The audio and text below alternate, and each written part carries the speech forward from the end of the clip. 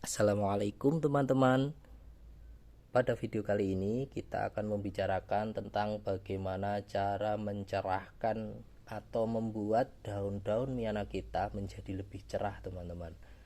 Nah, teman-teman bisa lihat di video ini ada sebuah pohon miana yang sudah cukup tua, dan pohon ini merupakan pohon miana yang lumayan cerah di dalam sisi pewarnaan teman-teman. Sebelum kita lebih lanjut membicarakan tentang pohon ini teman-teman, lebih dahulu jangan lupa untuk like, berikan komentar yang baik, serta share video ini, serta jangan lupa untuk subscribe channel ini. Semoga channel ini selalu memberikan ilmu-ilmu yang bermanfaat, terutama tentang tanaman hias dan peralatan-peralatan rumah tangga lainnya. Ya teman-teman, kita lanjut dulu untuk video ini. Yang pertama, teman-teman bisa lihat ini adalah satu pohon miana yang sudah cukup tua, walaupun belum tua sekali teman-teman. Saya beli belum ada 1 tahun ini teman-teman, tapi dia sudah cukup tua, ditandakan dengan batang yang sudah seperti ini, sudah hampir seperti kayu ya.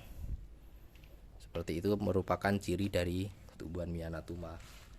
Dan ini tumbuhan miana yang memang dari awal sudah kita desain untuk rimbun di atas teman-teman.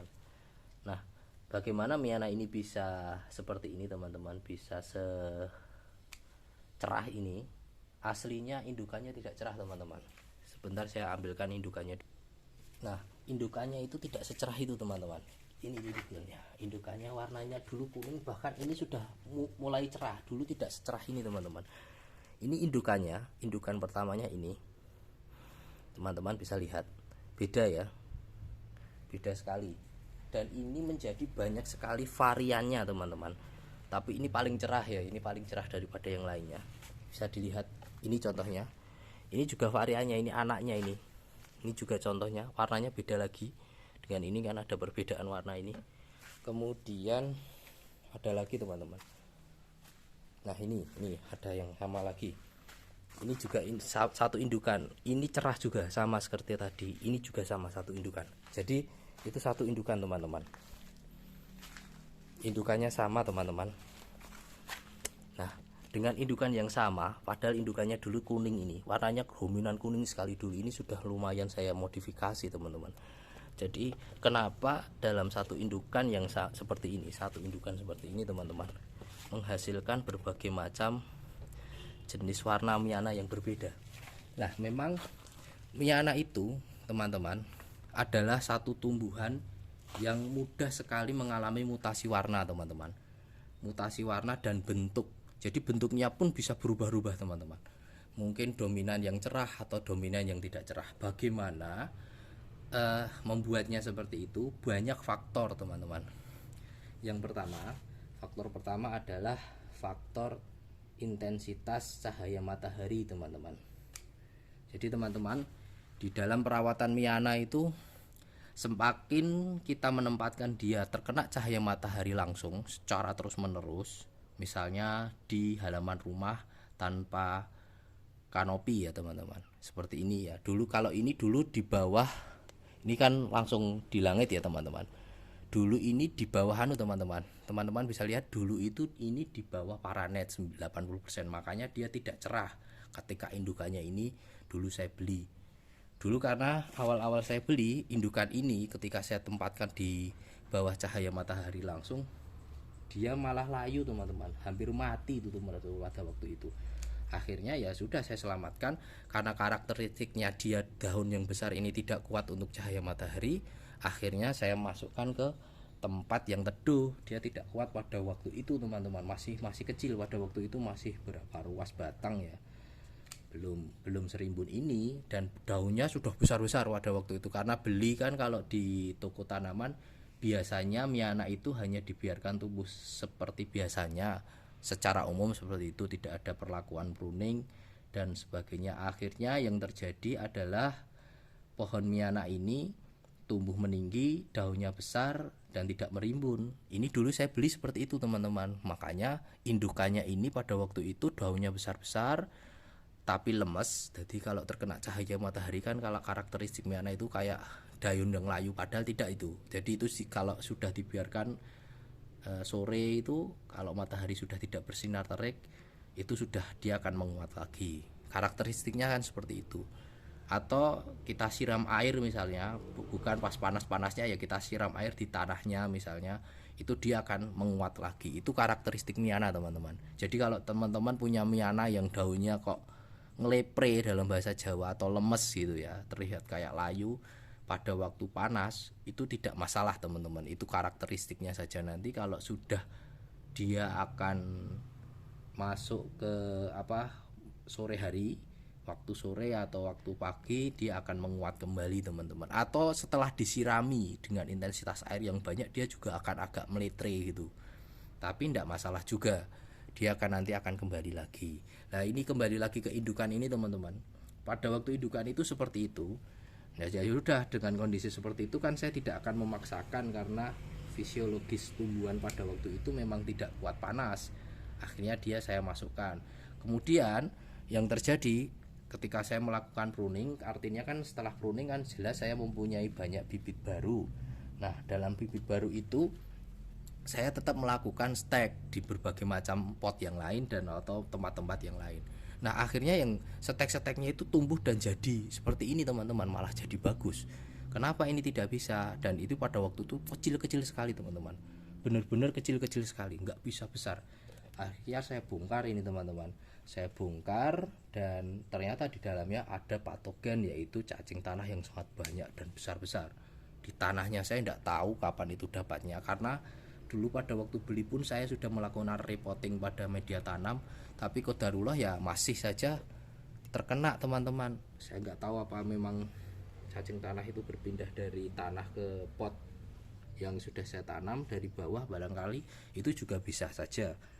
Kan wajar kalau cacing tanah berupaya mencari nutrisi yang banyak dari unsur hara yang ada di dalam pot, itu juga memungkinkan seperti itu.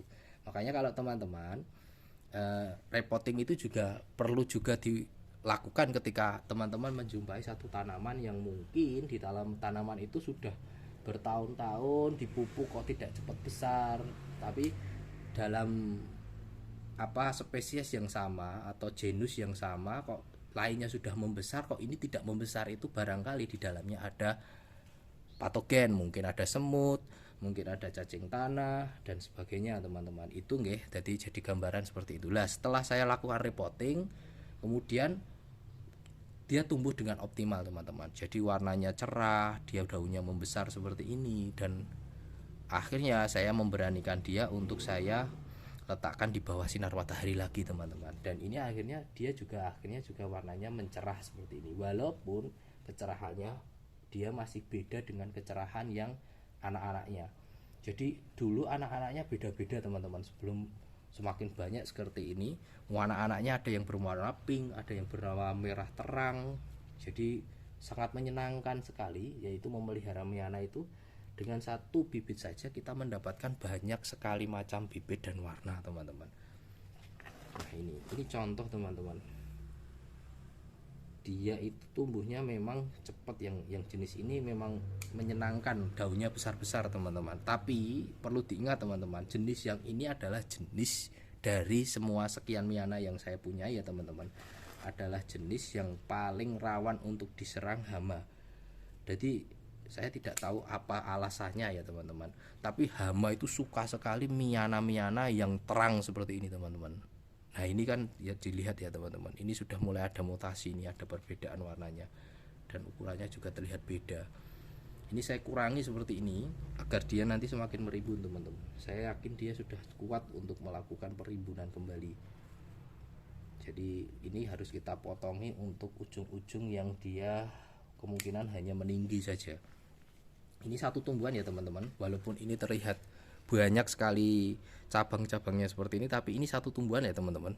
Ini satu akar dari satu tumbuhan, dia tidak berebut nutrisi di dalam tanah. Ini satu tumbuhan ya teman-teman. Jadi biarkan dia sendiri yang memikirkan daun mana yang dia ingin besarkan lebih dulu. Berbeda kalau teman-teman itu melakukan penancapan penancapan apa itu, penancapan Miana ini pada pot yang sama, nanti jadi dua tumbuhan karena dia hidup dengan dengan individu sendiri-sendiri, dan yang terjadi nanti adalah perebutan nutrisi pada satu media tanam ini, satu pot ini teman-teman. Jadi ini satu tumbuhan teman-teman aman. Kalau teman-teman mau bagaimana lah, ke ini terlihat bagaimana seperti ini teman-teman, ini tidak masalah teman-teman, ini satu tumbuhan. Hampir semua tempat saya satu tumbuhan teman-teman untuk satu pot. Saya jarang sekali menggunakan sistem ya, ini satu tumbuhan, lihat. Nah, satu tumbuhan ini, tidak ada yang lain ya, yang lainnya cuma daun-daun yang rontok. Nah ini teman-teman ada akarnya teman-teman, sampai akarnya tembus ke bawah. Dia sudah terlalu tua, jadi penyebaran akarnya sudah terlalu banyak mungkin di dalam ini, dia akhirnya menjebol ke bawah. Ini sebenarnya kalau saya ganti dengan pot yang lebih besar lagi, saya yakin dia akan lebih besar lagi. Nah ini contoh teman-teman, jadi seperti ini ya. Ini tetap kita lakukan repotting ya. Saya kemarin kan 3 minggu agak off, jadi tidak ke rumah ini, jadi ini saya biarkan. Ini diserang berbagai macam hama, tadi saya sudah agak bersihkan sebelum saya videokan. Jadi kita tetap pruning seperti ini teman-teman. Nanti pasca pruning dia terlihat agak kasihan gitu ya, agak gundul gitu, tapi nggak apa-apa karena ini saya lihat kesehatan tanamannya bagus ini teman-teman. Jadi pruning pun kita harus mengenali karakteristik dari masing-masing tumbuhan kita, jangan asal potong ya teman-teman. Ini nanti kita potong seperti ini biar dia semakin merimbun lagi, karena dengan hanya dibiarkan membesar yang ada di atas ini teman-teman, nanti yang jadinya yang kuat hanya atasnya saja teman-teman. Nah ini kita potong seperti ini, ini dapat satu tumbuhan sendiri nanti teman-teman. Nah seperti itu teman-teman, ini sebagai gambaran saja teman-teman ya. Yang penting teman-teman harus rajin melakukan pruning seperti ini agar nanti dia semakin merimbun teman-teman. Nah pruningnya ini agak ekstrim ya teman-teman, karena saya yakin kalau tumbuhan yang ini kuat ini teman-teman. Akarnya saja dilihat dia sudah sekuat itu sampai tembus ke bawah, ini berarti dia sudah kuat ini nanti insya Allah. Nah ini kita sudah hilangkan sisi-sisi dimana dia meninggi. Ini kita potong itu juga jangan asal teman-teman, jadi jangan asal motong itu. Ini jadi kayak gundul ya teman-teman ya, tapi tidak masalah ya. Jadi seperti ini perlakuan Miana, nanti ini dengan dipotong seperti ini dia akan semakin merimbun teman-teman. Ini jadi ini salah satu tumbuhan Miana yang memang tumbuhan ini adalah tumbuhan yang cepat sekali bermutasi. Nah nanti pada video lain kita lihat bagaimana perkembangan daun ini ya teman-teman, apakah dia akan merimbun atau mati. Kita lihat saja besok ya, sekitar 3 minggu sampai 4 minggu ke depan, 1 bulan ya, kita lihat ya. Nanti teman-teman bisa diingat video ini. Nah ini anaknya, ini bapaknya, ini anaknya lagi, ini besar lagi nih ya. Itu ya gambaran teman-teman, karena ini hujan. Untuk sementara video ini saya cukupkan sekian. Jangan lupa untuk menunggu video-video kami selanjutnya. Semoga video-video yang telah kami berikan di channel-channel ini adalah menjadi video yang bermanfaat untuk kita semua. Sampai jumpa di video yang lain. Assalamualaikum warahmatullahi wabarakatuh.